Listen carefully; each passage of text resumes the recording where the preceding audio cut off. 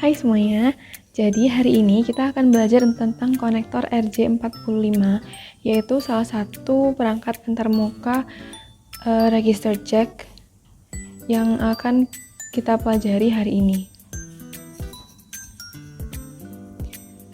Oh ya, sebelumnya video ini merupakan salah satu pemenuhan tugas ujian akhir semester dari mata kuliah perangkat antarmuka yang diberikan dosen saya kepada saya.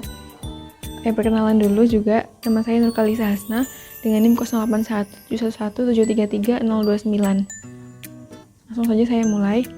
Jadi di pembahasan kali ini akan dibahas mengenai 6 topik, yaitu konektor RJ45, pengertian dan kegunaan singkat, lalu ada sejarah singkat yang berisi tentang permulaan dikenalnya RJ45, lalu ada kegunaan ada beberapa fungsi konektor RJ45, lanjut ada cara pemasangan yaitu berisi tentang langkah-langkah penggunaan dan juga teknik kerja cara kerja konektor RJ45, dan yang terakhir keunggulan dan kelemahan dari konektor ini.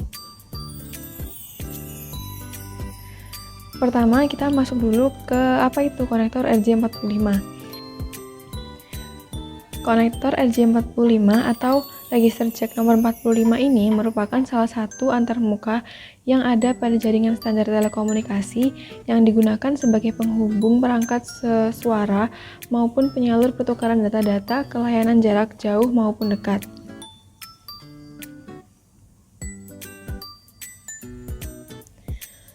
RJ45 sendiri mempunyai dua variasi konektor, yaitu ada T568A dan versi T568B. Kita masuk ke sejarah singkat dari konektor ini. Pada tahun 1970, konektor ini pertama kali diperkenalkan di Bell System Amerika Serikat pada Universal Service Ordering Code atau USOC dalam rangka mematuhi peraturan yang dibuat oleh Federal Communications Commission atau FCC untuk menggunakan RJ45 pada peralatan telepon yang dipasok. Jadi semua peralatan telepon yang dipasok ke pembeli atau pengguna harus mempunyai komponen RJ45 di dalamnya. Terdapat 6 kegunaan di sini tentang RJ45. Pertama, yaitu bisa sebagai penghubung antar komputer, lalu sebagai penghubung router dengan switch, lalu menghubungkan konektor LAN, membuat USB extender, memudahkan mengganti pesawat telepon, dan melindungi user dari sengatan listrik ketika mencabut kabel.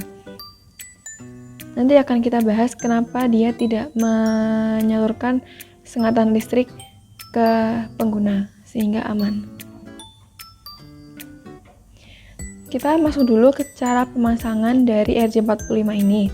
Pertama, pastikan dulu urutan kabel sudah sesuai. Jadi, RJ45 ini nanti tersusun atas 6 atau 4 jalur kabel. Nah, itu ada urutan tersendiri. Kita harus memastikan dulu kalau urutannya itu sudah benar. Lalu, tahap kedua, memasukkan kabel pada konektor RJ45. Tahap ketiga, jepit konektor menggunakan tang serting. Jadi ada tang khusus yang digunakan untuk menjepit kabel ke dalam lubang atau jalur RJ45. Kemudian yang terakhir, tes koneksi kabel dengan kabel tester. Selanjutnya teknik kerja atau cara kerja yang terjadi di dalam RJ45. Jadi RJ45 ini umumnya digunakan untuk koneksi Ethernet. Jenis kabel yang biasa digunakan dengan RJ45 adalah CAT6 yang mempunyai 6 sambungan kabel untuk mentransfer data. Jadi dalam CAT6 ini terdapat 6 jalur kabel. Umumnya hanya digunakan 4 kabel saja, namun 2 kabel lainnya digunakan sebagai cadangan ketika membutuhkan transfer data yang lebih besar. Jadi memang dari pabriknya sendiri itu sudah menyediakan 2 jalur cadangan jika dibutuhkan transfer data yang lebih besar atau terjadi error pada salah satu jalur kabel yang digunakan untuk inti. RJ45 sendiri menggunakan 2 dari 4 kabel telepon untuk dapat bekerja. Ini ada beberapa keunggulan dari RJ45. Yang pertama, dia ekonomis atau harganya murah dan mudah diaplikasikan. Tadi kan juga kita sudah bahas tentang cara menggunakan RJ45 dan cara pemasangannya itu memang sangat mudah. Kedua, fleksibel sebab tidak tersusun atas aluminium foil. Nah, ini salah satu keunggulan dari RJ45, dia tuh hanya tersusun atas plastik atau rubber gitu. Pokoknya dia tidak mempunyai unsur aluminium foil di dalamnya.